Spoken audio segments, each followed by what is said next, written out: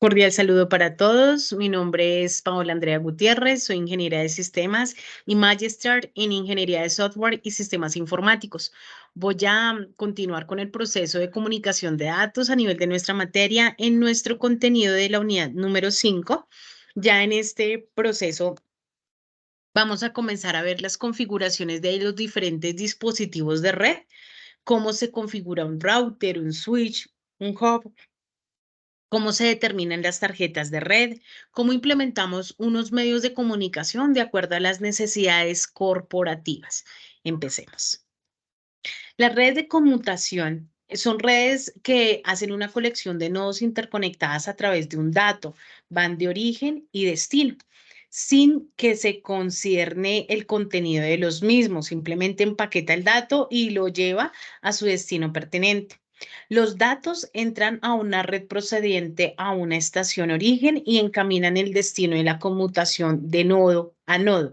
Llevado a otros términos, entonces podemos tener en cuenta que básicamente dentro de la terminología de la conmutación, lo que buscamos es que definitivamente se tenga esa buena comunicación entre punto a punto, de diferenciando de alguna manera la cantidad de redes disponibles que existan y la topología de red y el tipo de red que estemos manejando.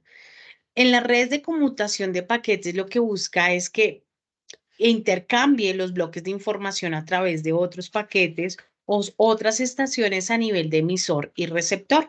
Dentro de ese extremo del emisor, la información se envía, pero se divide en determinados paquetes para que la información tenga un control directo en la dirección de destino. El RCP lo que busca como red de conmutación de paquetes es que efectivamente la información sea llevada de manera pertinente. ¿Cuáles son las ventajas y los inconvenientes que pueden tener? Una es la tolerancia a los fallos de línea, mayor eficiencia dentro del enlace compartido dinámicamente, el intercambio dentro de paquetes de host que pueden ser cambiantes en su velocidad, el consumo de los recursos del sistema cuando se envía y se ejecuta ciertos paquetes. Tres de inconvenientes de ellos que yo veo que realmente se puede llegar a tener en el RCP es la necesidad de la información del control, verificar la pérdida y el retardo de los paquetes y poder verificar el ancho de banda no garantizado o no apto por voz o video. De tal modo que la configuración de los equipos entran aquí en tal instancia. Entonces, tenemos unos dispositivos de red, los cuales nos permiten verificar cómo va a ser esa comunicación, cómo se van a lograr conectar entre ellos y que precisamente esto esté dentro de la meditación del diseño de la red, porque siempre y cuando el diseño de la red esté, yo debo ponerme unas metas a lograr. Entonces, por ejemplo, me debo preguntar, ¿quién va a usar la red? ¿Qué tareas va a desempeñar dentro de los procesos del usuario de la red? ¿Quién va a pagar como tal el mantenimiento? ¿Cómo y cuándo van a surgir esas respuestas sólidas a nivel de las propiedades que debería establecerse dentro de ese diseño? El desempeño es tan importante como proceder a qué tipo de datos vamos a determinar ese grado de desempeño requerido. La función del recurso de la red a nivel de las transacciones en un tiempo real. Entonces, el desempeño asume una alta prioridad de esos costos que podrían llegar a elevarse de acuerdo a la cantidad de dispositivos que yo vaya a colocar y de la manera en que yo vaya a generar los materiales de cableado, como lo veíamos en algún momento en nuestra clase pasada, pues existe cableados mucho más costosos que otros. El volumen del tráfico involucra que entre la interconexión de los puentes, los concentradores, pueden llegar a colisionar, de pronto generar algunos cuellos de botella dentro de la transacción que permite de alguna manera que el tráfico sea mucho más pesado, o sea, que sea lento el transferir nuestros datos de punto a punto. Cuando el diseño de la red no incluye el número de usuarios proyectados, pues involucramos que efectivamente podamos tener inconvenientes dentro de los usuarios que se van conectando en la misma porque no logramos medir esa trazabilidad. Ahora, dentro de las redes de comunicaciones pueden haber accesos remotos. Podemos encontrar la WWW, el FTP como protocolo, el Telnet como ingreso remoto, el VoIP, el Real Audio, ¿cierto? Y de alguna manera podríamos llegar a preguntarnos cómo los usuarios podrían manejar toda esa información para enviar grandes archivos. Particularmente podríamos determinar de pronto en la nube colocar una serie como OneDrive en donde permita subir archivos muy grandes sin generar ningún tipo de huecos o entradas o puertas abiertas a el servicio que lo pueda llegar a saturar. Es importante tener en cuenta que a futuro, en las tendencias de la industria, todo es cambiante y nuestra tecnología puede cambiar también. Por lo tanto, no está mal que la expansión futura esté en nosotros. Busquemos otras necesidades para que se puedan llegar a involucrar. Las redes están siempre en continuo crecimiento. Nosotros en esta carrera de tecnología, pues efectivamente todo el tiempo vamos cambiantes al nivel de desarrollo, al nivel de peticiones y los soportes y diseños que de pronto nos pueden estar solicitando a nivel futurista. Pero no están tan lejanos. De hecho, las redes siempre están en un continuo cambio. Una meta y una necesidad de la compañía es que no se sature en un futuro inmediato. Los nodos deberían ser diseñados para que se puedan ser enlazados al mundo exterior. De pronto preguntarnos cuántas estaciones de trabajo puede soportar un sistema operativo en red, la póliza de precios del vendedor de los equipos que sea más factible para su expansión futura, el ancho de banda en medio de comunicación del empleado para que sea eficiente en el crecimiento de la red, el equipo de comunicaciones que tiene puertos disponibles para sus futuras conexiones. En sí, son muchas cosas que yo debo contemplar para medirlo, pero todo esto me permite entender que los equipos que yo esté colocando a disposición tengan las características para que a cada uno de ellos se acople. Entonces, podríamos decir que hay tipos de dispositivos de red. Los tipos de dispositivos de red son aquellos que componen una red cableada, que pueden ser activos o pasivos dependiendo de la relación de energía del circuito. Entonces, los pasivos son aquellos que no necesitan utilizar una energía para funcionar, por lo tanto, no necesita tanto una fuente de alimentación externa para su funcionamiento y el circuito puede almacenar energía de forma de voltaje o corriente. Un dispositivo pasivo puede ser un componente electrónico como una resistencia eléctrica, un condensador eléctrico, un diodo, la fibra óptica, el cable, los lentes de vidrio, un filtro. Todos los dispositivos activos son hardware que trabajan activamente con señales de una red informática, ya sean para amplificar o modificar algún tipo de los dispositivos activos dentro del mismo circuito. Pero existen también tipos de dispositivos activos, los cuales podríamos llegar a determinar dentro de una colisión de la red. Esos dispositivos activos eh, son aquellos que permiten ser correlacionados de la siguiente manera. Les voy a mostrar, permítanme un momento.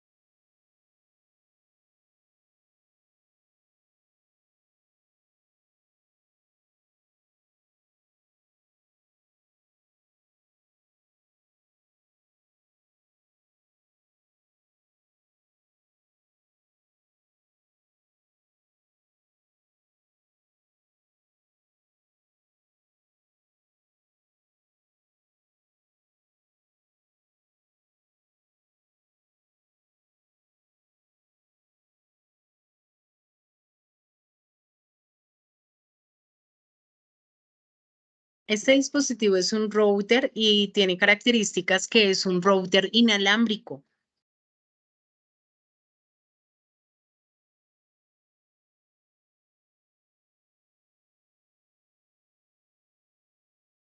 Estos routers, alguno de ellos permite tener un acceso a un dispositivo o más bien a un software de seguridad para evitar de pronto infiltraciones dentro de la Internet cuando dejamos protocolos abiertos. Entonces, actúa como un firewall dentro del mismo equipo para verificar qué protocolos tenemos habilitados.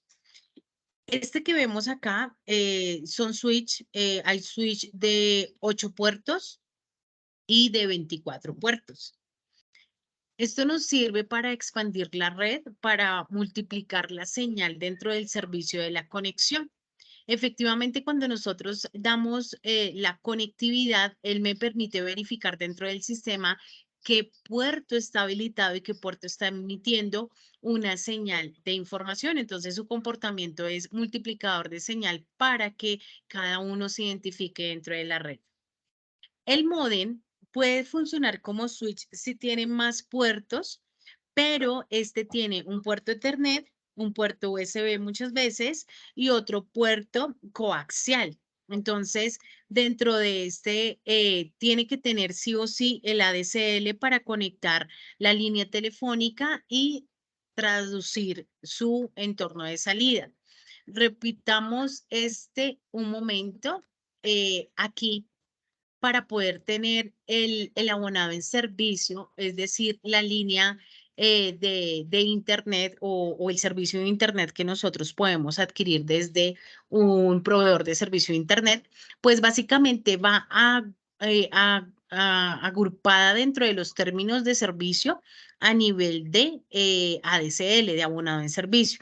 Por eso necesitamos la línea telefónica y el filtro para que no exista ese ruido, esa generación de ruidos de señales, porque recordemos que en el cable UTP, en el cable cruzado, en el cable directo, tenemos unos medios en los cuales el cable viene por cobre, entonces es más susceptible en tener ruido. Luego de él sigue el repetidor. El repetidor es conocido como router. eh, El repetidor es conocido como hub, perdón, dentro del repetidor, pues lo que hace es repetir señales. No es aconsejable utilizar el repetidor en medios de conexiones de tipo malla, jerárquica, porque esas topologías lo que hace es saturar la conexión de la red, porque él se encarga de repetir las señales las veces que sea necesaria.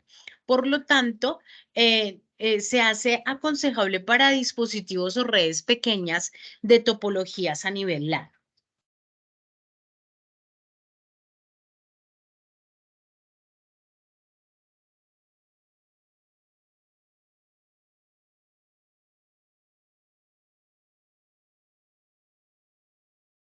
El trabajo del repetidor es evitar precisamente que se pierda la señal. Por lo tanto, al repetir la señal, él verifica en dónde puedo tener acceso y ahí vemos el comportamiento del firewall. El firewall cuando no ve que el dato es seguro o confiable, pues simplemente el firewall lo que hace es como cortafuegos o pared. Cierra las puertas de acceso a los puertos para que efectivamente el dato no pueda llegar al servidor y que nos pueda de pronto generar una serie de problemas. Todo esto se debe configurar para que efectivamente funcione de una manera inteligente. Este concentrador lo que hace es que recibe la señal, conecta otros equipos entre sí y los transmite entre ellos. Él verifica de estación a estación o de nodo a nodo lo que tenemos como direccionamiento. Entonces, en la medida en que lo envía a todos, pero solamente uno es el encargado de contestar dicha información al que corresponda. Por lo tanto, el concentrador lo que hace es verificar que efectivamente el paquete llegó, que todos recibieron, pero que solamente a uno le va a competir efectivamente esa información. Entonces, importante tenerlo en cuenta dentro del desarrollo de nuestras actividades para tener presente cómo trabajan cada uno de ellos dentro de la funcionalidad del servicio.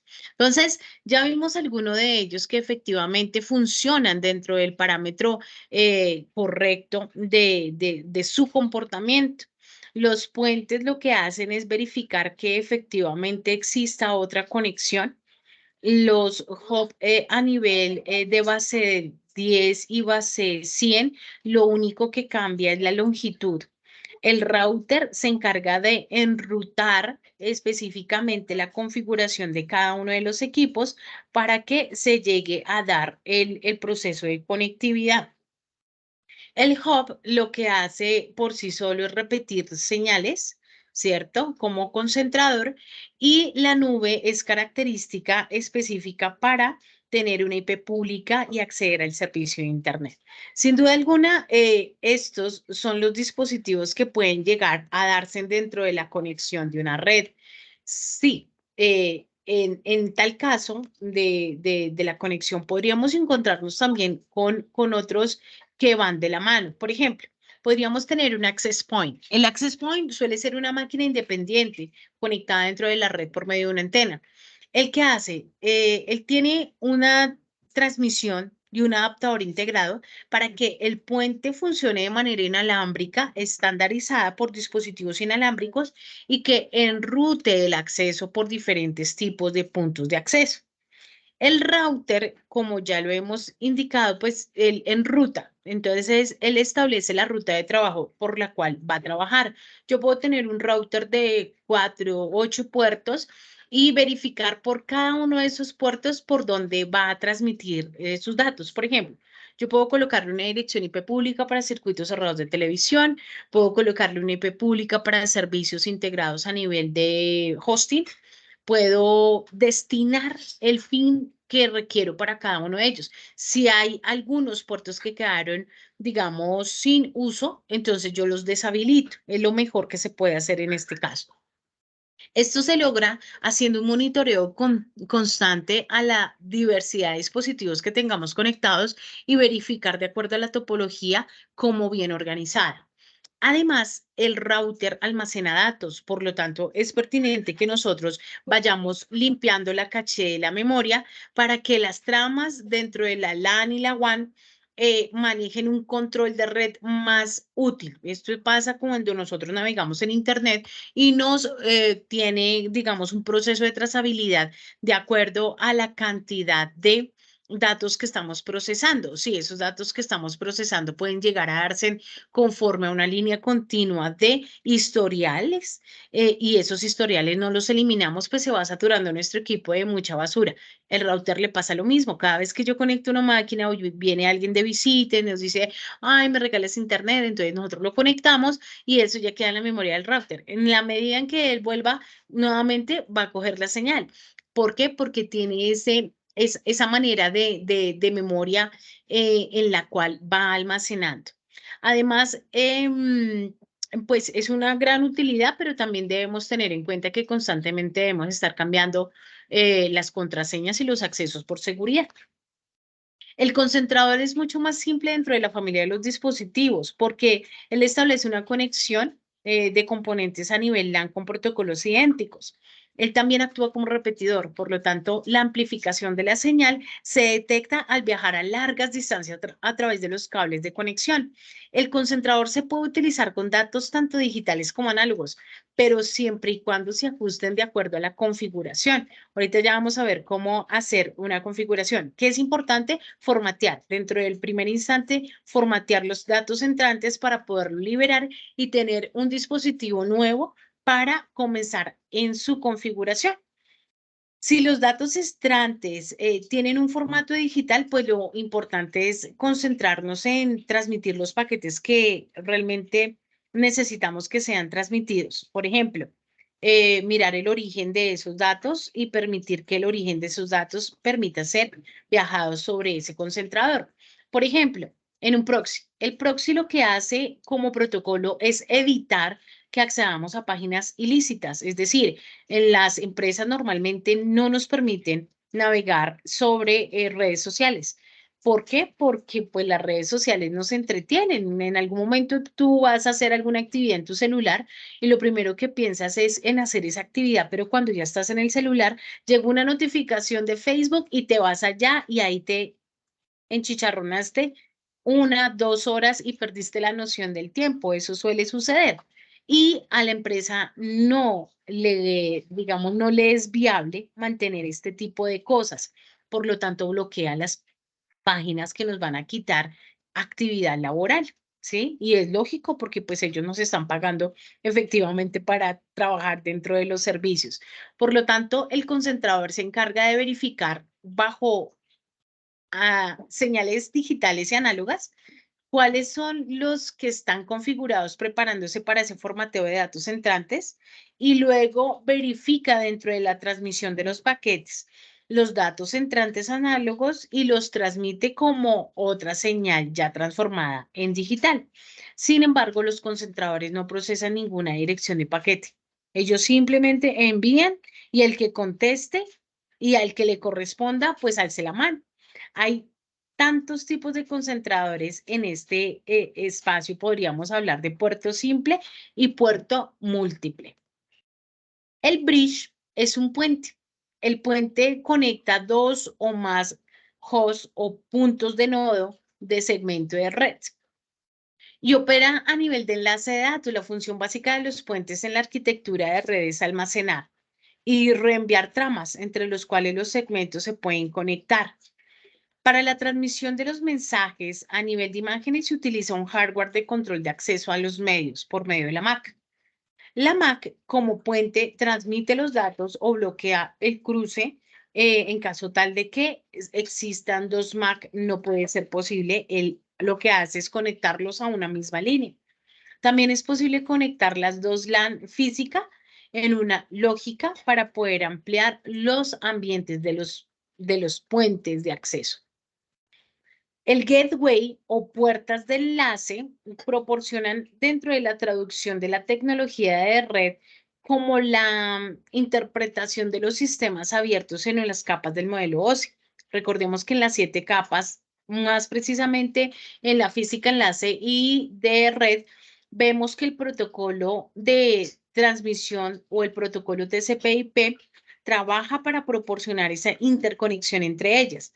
Por lo tanto, las puertas de enlace vinculan de manera autónoma el núcleo o la familia de nuestra red. ¿Para qué? Para que sean protocolos por topología reconocida y estén dentro de la normatividad que ya vimos de acuerdo a las categorías y administraciones de la red. Las puertas de enlace manejan todas las funciones de enrutamiento y más para su dicha configuración. El switch o conmutador es una red de dispositivo multipuerto que opera en enlace pasando datos o segmentación de acuerdo a la dirección MAC de destino, de acuerdo a las tramas de la red. Es decir, él elimina la conexión que exista una vez finalizada y utiliza la que necesite para conectar otros tramos de la red, de tal manera que todo el tiempo va a estar funcionando la red y comprobando que realmente existe esa señal. La conmutación mantiene información limitada sobre los nodos de enrutamiento a nivel interna, pero proporciona enlaces de sistema concentrados a nivel de rutas, por lo tanto que permite una capacidad de red y también permite mejorar la protección de la red, ya que hay un control a nivel de los circuitos digitales. El módem, como lo veíamos, convierte las señales digitales en modulación. Entonces, ¿qué pasa? De señales análogas hace una desmodulación y las frecuencias se van transformando en la medida en que ocupan una recepción. Luego el módem actúa como receptor y transforma de manera inversa las señales y proporciona una salida digital y un dispositivo conectado a un módem, generalmente una computadora. Así permite la comunicación entre las computadoras a través de la línea telefónica o cable módem. Generalmente los datos digitales se transfieren hacia y desde el módem por medio de una línea serial a través de una interfaz estándar de la industria RS-232. Tenemos otro que es el bridge, pero enrutable, más conocido como router. El router es un puente de red o enrutador que funciona dentro de la interconexión de las computadoras que combina la función del puente y la ruta y puede ser configurado para actuar como puente de red para el tráfico de la red y filtrar el tráfico dentro de la red de área local y enrutando los paquetes a través de las redes, principalmente de dispositivos de red. ¿Listo? Una buena combinación de planificación y diseño en la red con el equipo de alta tecnología puede ser la diferencia en la instalación de su cableado. Por eso es necesario que tengamos la confiabilidad de los equipos y su rendimiento. ¿Qué marcas de pronto se garantizan o son buenas dentro del ejercicio? Huawei es una de ellas, está dentro de las altas gamas de productos de red para brindar conexiones inalámbricas confiables, seguras, de alta velocidad y brindando soluciones para impulsar crecimiento, virtualización y seguridad en la red. Otra grande, Cisco, de hecho Cisco nos certifica, de hecho yo tengo dos certificaciones en Cisco, en CCNA 1 y 2, en donde el nombre es bastante fuerte en el campo y con paquetes integrados de tecnología de adquisición estratégica pueden también ocupar un destacado mercado a nivel de VLAN y a nivel de equipos SD-WAN.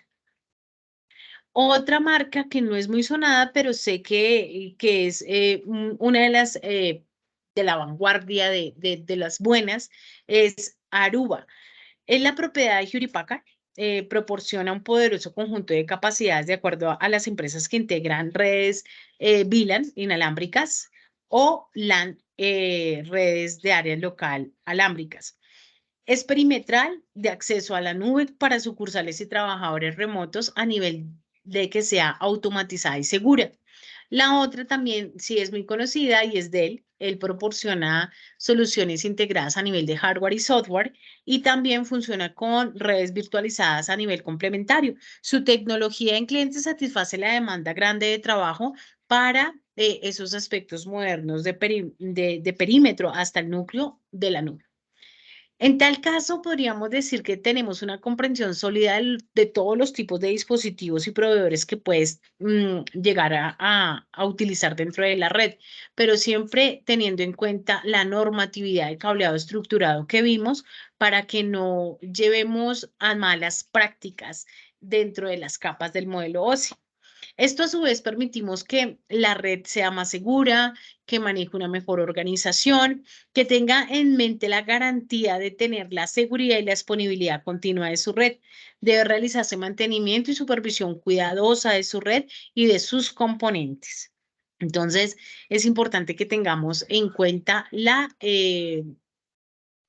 supervisión de esos mantenimientos a nivel de dispositivos que se pueden demarcar dentro de su proceso de procesos de desarrollo.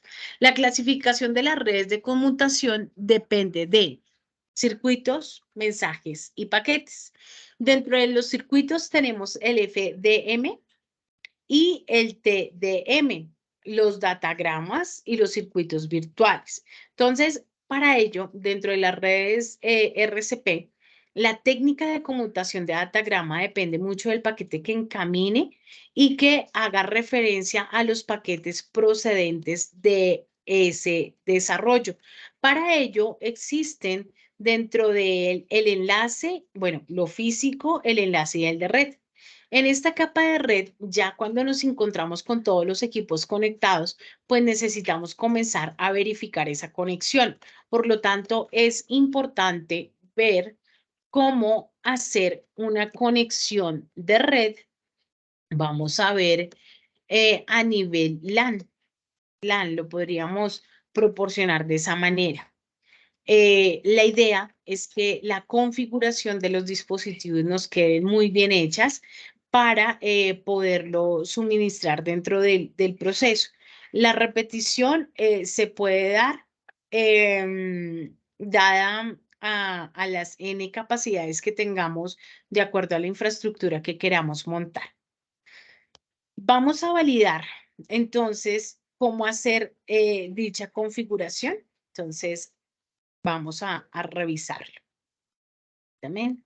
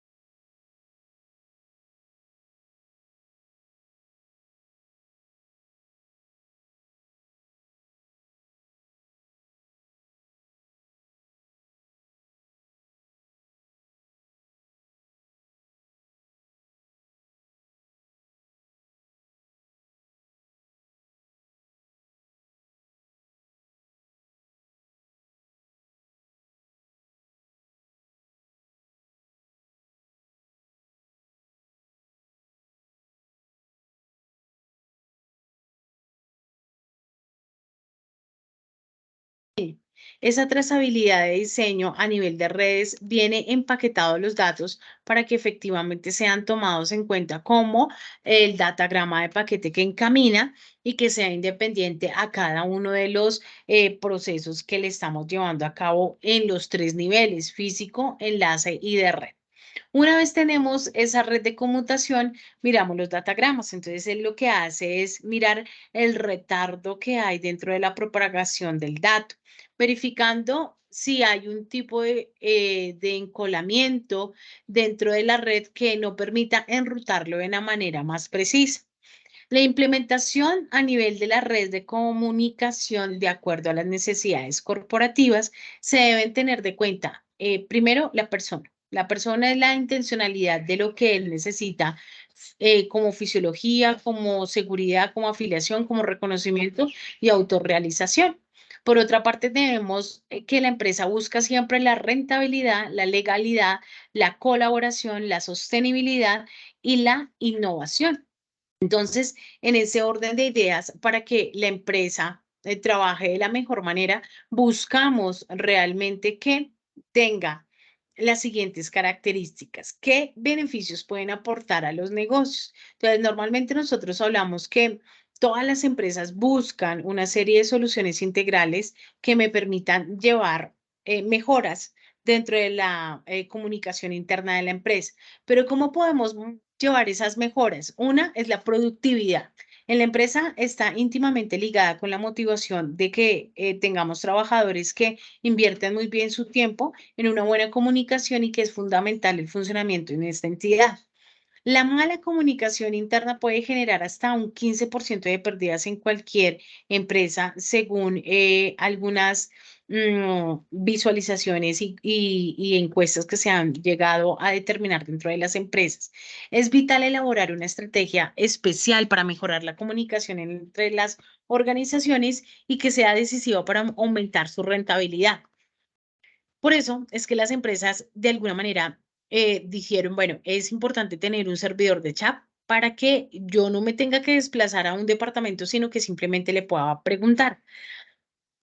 Microsoft maneja dentro de los sistemas operativos en su paquete de Office el correo, ¿cierto? En donde manejamos como tal un chat interno por Teams y desde ahí nos podemos comunicar.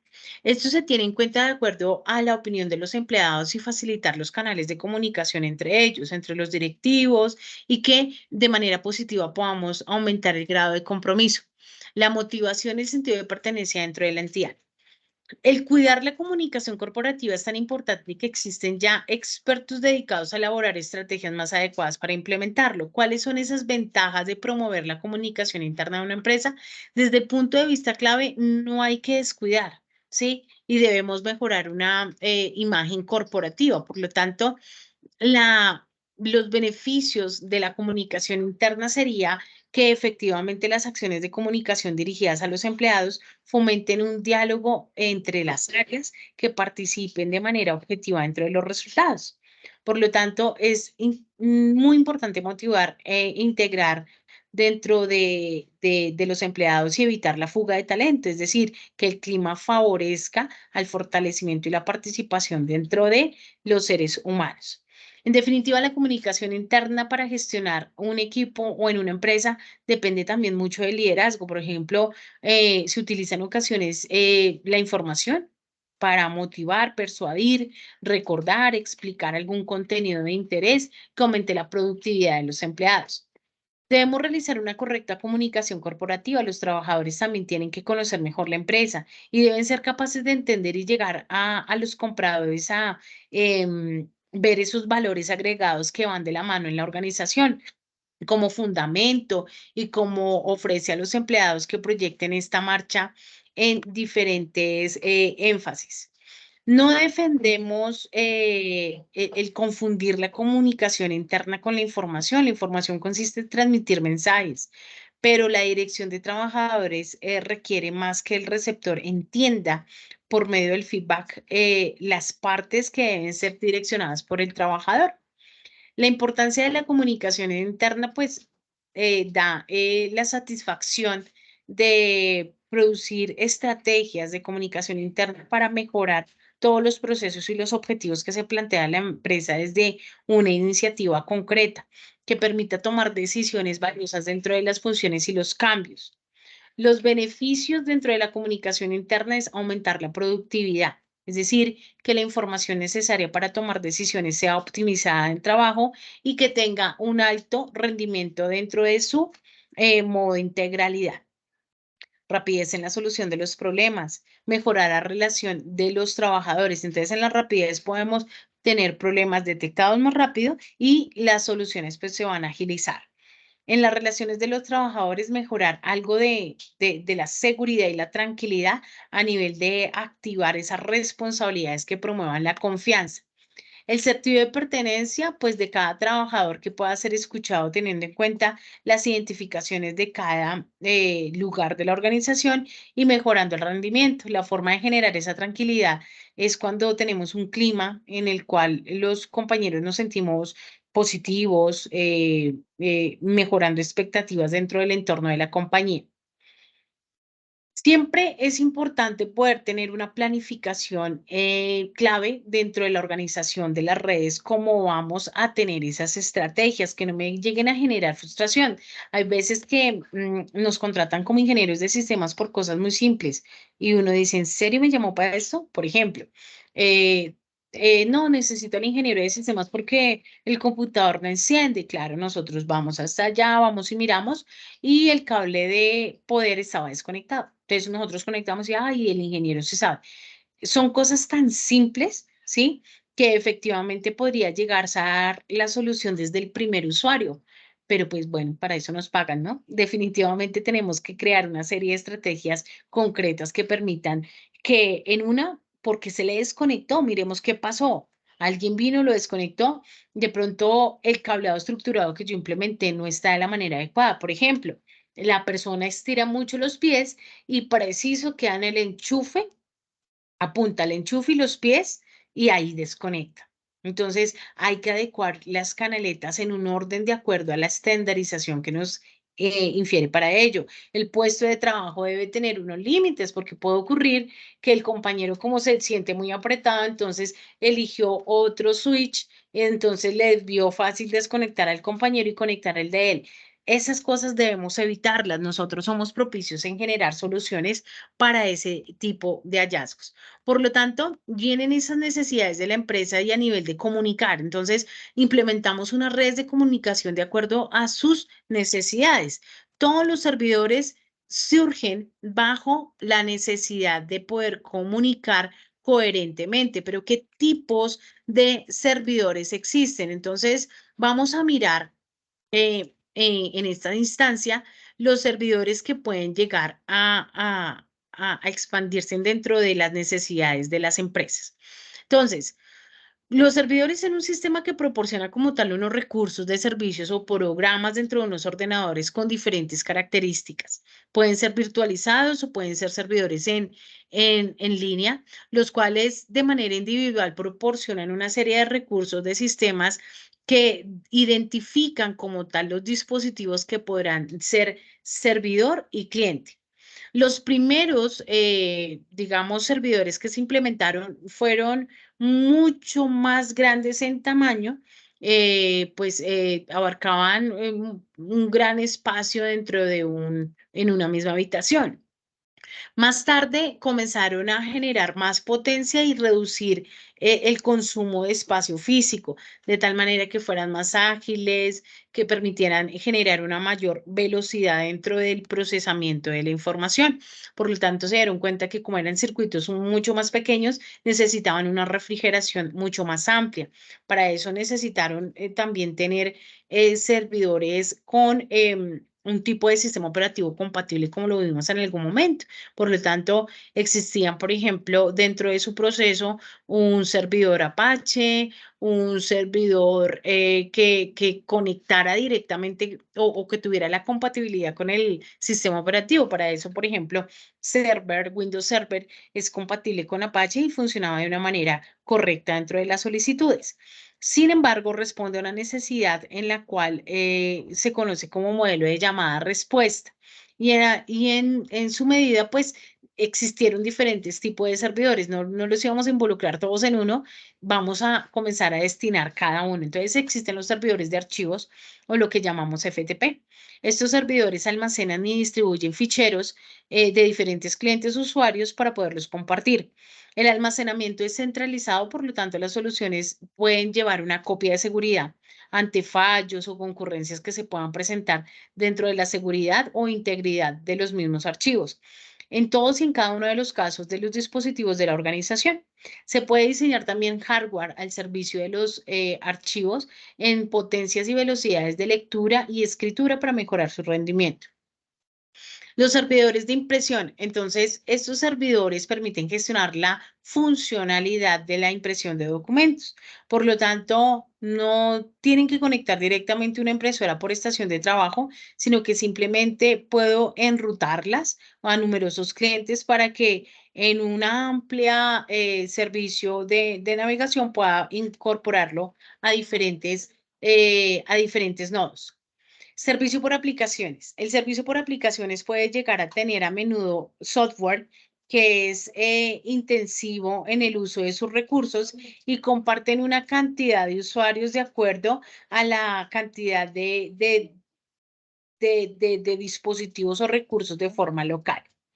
El DNS, el servidor como nombre de servidor de dominio, es el encargado de resolucionar nombres de comprensión para los seres humanos. Para nosotros es más difícil poder decir dirección IP 198.6. La dirección IP es mucho más larga, igual que la dirección IP versión 6.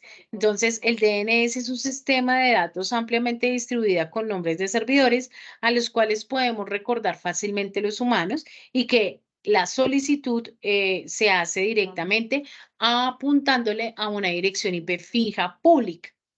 Los servidores de correo. Los servidores de correo son los que nos permiten recibir mensajes, remitiendo al usuario el mensaje propicio para configurar su conexión correctamente dentro del nodo. La lista de envío de mensajes da una espera al cliente para que el subsistema de correo se pueda ejecutar de manera continua. Los servidores web es uno de los tipos de servidores más abundantes del servicio, como el HTTP. Este servidor web amplía dentro de los programas y solicita a los usuarios de Internet poderse conectar dentro de la web o dentro de la intranet. Los servidores web también responden a solicitudes de páginas web basados en navegadores y entre ellos podemos encontrar lo más frecuente en los servidores Apache, que es el Internet Information Service. Los servidores de datos, aquí normalmente se acumulan dentro de las empresas un montón de usuarios, un montón de servicios sobre acogedora. Por lo tanto, almacena bases de datos que pueden ser accesibles por múltiples clientes y generan grandes cantidades de almacenamiento en espacio para las necesidades que nosotros tengamos para ubicar esos servicios. Los servidores de bases de datos ejecutan aplicaciones de base de datos y responden a numerosas solicitudes de los clientes. Los servidores de base de datos más frecuentes son Oracle, ¿cierto? Microsoft SQL, Server, DB2, Informix, pero también existen dentro de los servidores la traducción de MySQL y la traducción de Postgres para que sean leídos también. Los servidores virtuales. La virtualización es una de las más tendencias actualmente de nuestra historia dentro de los servidores, porque todo se traduce a que debemos estar siendo cambiantes dentro del sistema operativo y la máquina, pero virtualizada en servidores en la nube, para que los parámetros de software sean especializados por medio de una hipervisión en donde efectivamente podamos supervisar las máquinas físicas pero que estén virtualizadas para que el almacenamiento subyacente pueda ser compartido por todos los servidores virtuales. El servidor proxy es el servidor que hace un momento les comentaba que trabaja con el cliente servidor y proporciona seguridad dentro de las solicitudes del cliente directamente con el servidor que se va ejecutando bajo respuesta de lugares propicios para poder navegar. Precisamente se encarga de involucrar bloqueos en donde se necesiten para poder ingresar de un lugar a otro. Los servidores de supervisión o administración, ellos son los que finalizan la supervisión y gestión de los sistemas y clientes, son los encargados de verificar qué solicitudes tiene el cliente, qué respuestas ha dado el servidor, para que asimismo el servidor pueda llegar a tener un seguimiento de todo el gráfico de la red, así como las solicitudes de respuesta y clientes sin inferir el tráfico de la red, así como las supervisiones de monitoreo de los clientes, como aquellas que se pueden ejecutar dentro de la administración de red cuando van vigiladas dentro del estado de la red.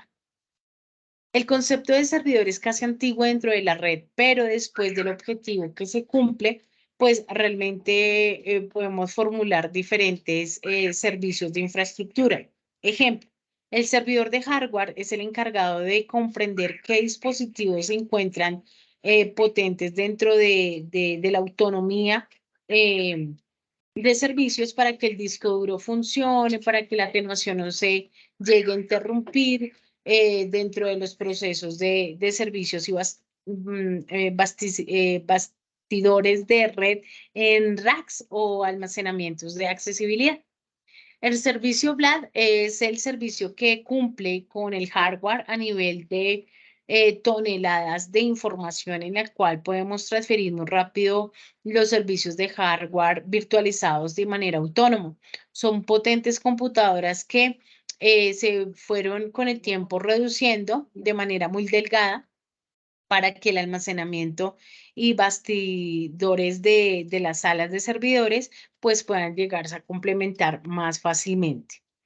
Se pueden combinar los servidores a nivel físico y virtualizado y pueden llegar a darse servidores virtualizados. Hay diferentes servidores por sistemas operativos en Windows, sistemas distribuidos por Linux y hay otros que son provenientes directamente de la nube, dentro de los cuales tenemos tres grandes, que es el Azure, el Google Chrome y el AWS dentro de ese proceso. Bueno, yo les agradezco la atención. Finalmente, pues hay mucha tela por cortar en esta materia. Espero hayan comprendido muy bien la información que se les quiso transmitir. Espero haya sido efectivamente la información pertinente a cada uno de los casos para que lo tengamos presente. Voy a hacer un resumen aquí de redes de conmutación de paquetes versus la conmutación de circuitos. Entonces, la red de circuitos se encarga de transmitir la información dedicada de los datos continuos, los mensajes que nos almacenan, de establecer toda la conversación de acuerdo al retardo de una llamada, las velocidades de código, el ancho fijo, el ancho de banda fijo, y no existen bits de supervisión añadidos en ellos.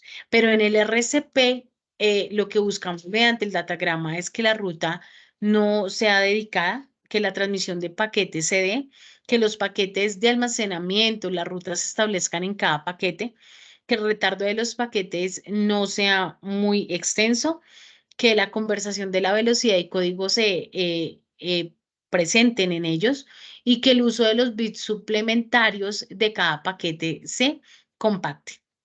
El RCP adicional de las máquinas virtuales puede tener una ruta dedicada. La transmisión de paquetes se puede dar en paquetes que sean almacenados, que los distribuye dentro de la ruta y que el retardo de establecimiento de llamada en transmisión pues no sea tan tardío.